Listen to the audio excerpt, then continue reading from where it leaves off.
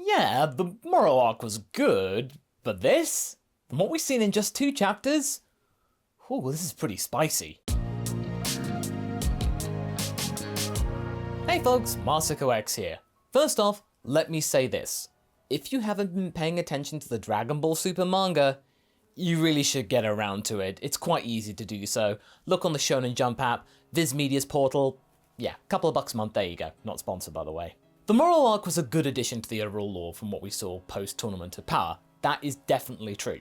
We've done our review of that arc a month or so ago, so if you wish to see our in-depth thoughts of said story, do check out the video up top. However, what we wish to talk about today is the beginnings of a new arc, and this month's chapter, Chapter 68, has really opened the door for exploration and true world building, the likes of which we haven't seen in this capacity. Why? Well, for a start, Toriyama has been energized into doing more with the franchise he created 37 years ago. Yeah, when you get an energized Toriyama, you know something good's about to happen. We got that with Broly, and it might lead to a series. Anyway, let us explain our very immense enthusiasm. Chapter 68 is the second part of the latest Super manga saga, and it allowed us to get a new look at Granola the Survivor, more than just those last few pages of Chapter 67.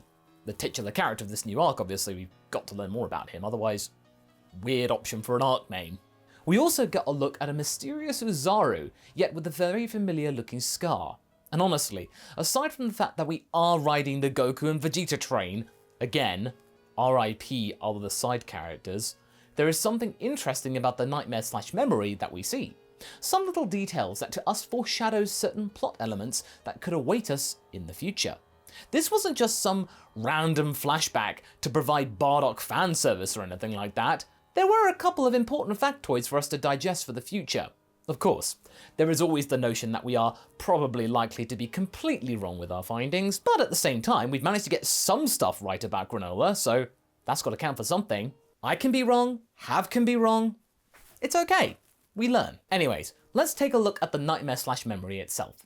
The interesting thing is that the building to which our newly met bounty hunter is running towards kinda looks like a cathedral of sorts, and if you stop to think about it, this isn't just some sort of window dressing to look cool. The whole planet of the Ceruleans kinda has that early industrial vibe, that 1800s aesthetic, yet maybe tinged with some medieval additions to go with it, make it that these people aren't exactly super futuristic. Almost sort of like the Ceruleans are steampunk in their overall look and feel. That's important, because it might mean that the place itself held some sort of spiritual vibe for his people. They find solace in a higher being. Now, before we talk more about Bardock, I know you want to talk more about Bardock, let's look at the feet of Granola himself. He is wearing similar, but yet not identical attire to his original look. And from this angle, it gives you the sort of feel of, well, he's wearing shorts here. If we are right and the Cerulean planet was one of the last places conquered by the Saiyans, this would place Granola's age around about Vegeta's or so, maybe slightly older even. So this isn't some sort of young lollygagger getting ideas above his station or anything like that, being super plucky and immature, like we usually see in shonen anime. No, no, no. This guy has clearly been around the block and seen a lot of things. He's weary, jaded, and now just looking to make ends meet. Or at least he was before he found out about Freeza being revived. Now, before we get into the next point, let me remind you all, we say this time and time again, Bardock is not a nice guy. And while him taking part in this invasion further reinforces that notion that Bardock isn't a nice person, we also know that Bardock is, well, more honourable than most Saiyans. You could sense some sort of rational thinking going on with this guy in many different tones. Not just your typical Saiyan warrior who would just want to punch things and fight strong opponents and have epic battles. Wow, that's actually ironic. I mean, his son's like that. Goku. Huh. He'd make a fine Saiyan. Now, okay, there is a point to this. If Bardock in his giant monkey form found this young Granola, why didn't he just tear apart the church and squish this pest in the name of Lord Freeza? This would give us a good enough reason to suspect that Bardock had a sense of respect for not killing Granola. He looked down at the kid and maybe saw that, yeah, he wasn't a threat because he was a child. Bardock can be many things, some things that fans don't want him to be. He's not a family man, he's not really a nice guy, but this harrowing memory or vision of Granola's, if it's accurate, may hint at the fact that, thanks to his control over the giant monkey form, Bardock chose not to kill Granola, who at the time was most likely just a child. This already provides a layer of depth to Bardock despite his visage being only in one panel in this chapter. Nevertheless, this act of mercy wouldn't have been perceived that way for the young'un. It's still pretty scary to see a huge monkey looking angrily down at you. I mean, come on, he's not going to find that entertaining. So okay, that's one thing cleared up. But as to how Granola became a bounty hunter, that does remain a mystery, however. I mean, my best guess would be that after finding out that Freeza and the Saiyans were no longer around, his two main sources of focus and revenge in his life were gone. So he just chose to drift around the galaxy, make ends meet doing odd jobs. I mean, he is actually pretty good at it. We will need to see more chapters though to get a better read on him, but I'm sure we are going to get more. We just need to be a bit patient here. So as for his appearance, he bears a resemblance to a titular character from one of Toriyama's one-shot works, Kintoki from 2013. Actually the same year that Jarko was released. Toriyama was very active that year, wasn't he? What with Battle of Gods also coming out that year. But wait, you ask.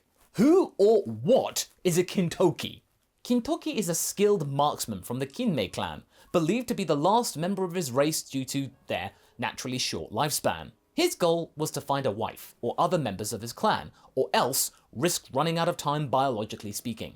So, Toyotaro is not the only one recycling ideas here. However, it is a one-shot, we are going to give this one a pass. But still, it's good to see that this one-shot is getting some recognition, albeit indirectly. What is pretty unique though, is that the Granola arc seems to correct everything that was wrong with Jiren's characterization. You see, Granola's backstory doesn't seem to be the most original of all time, we will give it that, and he's certainly not a very good person, but we kind of get where he's coming from right from the start, instead of it just being shoehorned in right at the end of the arc like we got with Jiren. That's why I think the overall audience reception for Granola has been pretty positive. He isn't a jerk, he is a bounty hunter, and he now has cool marksman powers with a cool eye, as well as some really interesting scenes where he is taking pot shots at scumbags like it's no effort at all. Through little action that he's conveyed, it's made him look out to be quite an intense individual. We did want to bring up one point that actually splits him apart from other villains of the series, where we learn about the scars that were left on him by the Freeza Force and the Saiyans. It's actually pretty unique, because Dragon Ball villains, they rarely get origin stories that make us feel sorry for them or sympathetic towards them. And it's interesting because at this point, they can take this character in any direction that they want to. Right now, Granola is at a crossroads where he can go anywhere or do anything, and we will be there to watch him on his journey, whatever he goes on. He could become a redeemable antagonist, desperate to right the wrongs inflicted upon him and his people, albeit rather using savoury or sketchy ways of doing so that might get him entangled with the Dragon Team to some extent. He could maybe go down the road of an anti-hero, where he does help Goku when Freeza is causing trouble, perhaps when trying to kidnap Broly again, but not exactly being super friendly with Goku and the like. Or maybe, and I think this might be quite likely, someone who will be completely lost and consumed by revenge, walking down a very dangerous path that sees him become everything he ever hated. Another Freeza facsimile. Now, okay, Moro was cool, right? But Granola has started in a place that seems to address every problem that we've had with the likes of Zamasu and Jiren. We understand Granola's plight from the get-go. You kind of want to see this guy succeed too, after just 2 chapters. If not winning, then at least seeing him find some kind of inner peace, rest his furrowed brow. And in part, it's actually thanks to Moro that we feel this way. He gave us breathing space after Jiren and Broly, who were more misguided characters rather than malicious ones. Moro's arc was pretty standard, which allowed us to slow down a little bit, and now we can go into something more unusual and open-ended, like we see here. So don't be mistaken, there is no way that Granola is a goody-goody through and through. There is malice in Granola's heart, a certain obsession, as you can say. But said obsession is connected to something very human, very relatable, to avenge those he lost. That being said, he has been obsessed with this idea for so long that any chance to get revenge, when he gets a chance, sends him into a mini frenzy, as we saw with this panel. No straight up good guy would look this way when given an opportunity to do good, or at least right or wrong. He's been troubled for quite some time, clearly. But if Bardock had really spared him willingly, this can actually affect him in his later life in terms of actions. You see, Granola spared Soshiru and merely stunned his men. He didn't even kill Goichi. He has some sort of moral compass, at least for now. The only characters that we see him kill are OG soldiers, which might not even be alive, as they seem like simpler and less sophisticated versions than 7-3. This guy doesn't kill when he doesn't need to, unlike Moro, and unlike Boo, and unlike Freeza. So in that sense, he reminds us of Piccolo Jr. in his early days. Both are motivated by revenge, but seem to be residing in a grey area, morally speaking, rather than being straight up bad guys. And I think it's important to say that Granola's route to strength will be long and painful. It won't be something that he gets immediately, or through some kind of convenient means. He is going to have to work for this power, and it will take some time. And I'm pretty sure that his encounter with Gas here foreshadows a rematch, which won't go as the Heater intended. It's being framed in a way that the Heaters reckon that Granola will fail, falling to Freeza in some sort of desperate attempt to get revenge, 501, and then they will be proven wrong in some sort of spectacular manner when Granola beats them all down. As for the Bounty Hunter's power right now, it's not quite so clear. Granted, he is pretty potent for the average alien, for we know that he might be around about the level of Freeza at the time of Dragon Ball Z, but again, it wasn't common knowledge that Freeza could transform, so if he's on the level of first form Freeza, the only form the Emperor was thought to have had, well, yeah, this guy's got a long way to go, let's just say that. In a way, we do see him as the protagonist of this story, not Goku, growing and training to enact his revenge. This will not be something where he just gets the power in 1 or 2 chapters. This is going to be a long-term thing, something that we'll be watching for quite a while, how he gathers his powers, how he starts to build a picture about his foe in Freeza, and how he might set about his plan for revenge. And that's what we find interesting about this saga. Right off the bat, we got 3 characters, Goku, Vegeta, and Granola, who have now been given clear goals for this arc, getting stronger, all of them in a different way. And okay, this does sound kind of basic to many of us, but hear me out. The way to get stronger for all 3 are not your typical manners. For Goku this time, he wants to refine the power he's already gotten, mastered Ultra Instinct, to move up the ranks of the angels and deities so that he's not at the bottom of the rung anymore, which is great to hear. It means that at least in this saga, we are not going to be seeing Goku getting yet another transformation. He's got plenty of room to go in the one he's got before he gets anywhere near Whis. There's scope for more. He's gotten the same perks as the angel now he's got to improve them. Thank goodness this is going to stick around for a little longer. For Vegeta, he's looking to find a new path to get stronger that isn't Ultra Instinct. Yes, we did see this with Gohan and his desire to find a new path of power, which hasn't gone anywhere yet, but this time around, it seems like he is going to indeed get a new branch of power, Vegeta, handed to him, or at least hinted to him by the likes of Beerus. The cat's not going to be training him directly, it's not his style, but he's not going to exactly make Vegeta's journey to this new power hard. The kitty is acting like a proper tsundere right now, being all coy with the prince, but yet at the same time, wanting him to improve through motivation and self-discovery. What power Vegeta gets or wants to aim for remains to be seen. Will it be Hakai powers? Maybe, maybe not.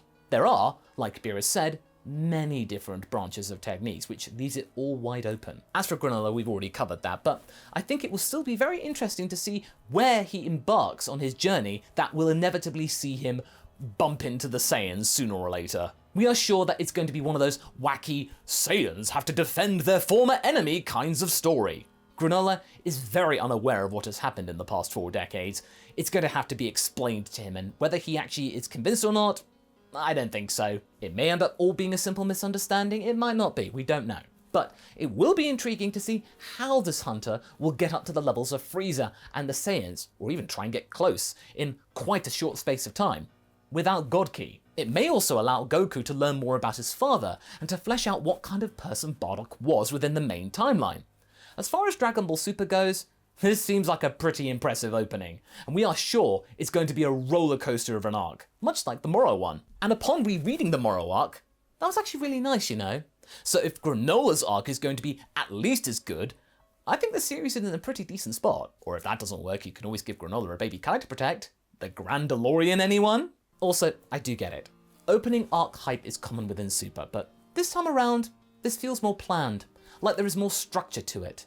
Miris' debut was cool and all, but it felt sudden upon retrospect, quite jarring. Luckily for us though, it did work out, making a character who was well liked and provided Goku with some genuine clarity. For all of 20 seconds, I guess that's better than nothing. For Granola, this is much more fleshed out. We are seeing him on his own path to power right from the start. Where he goes, we're going to be along for the ride.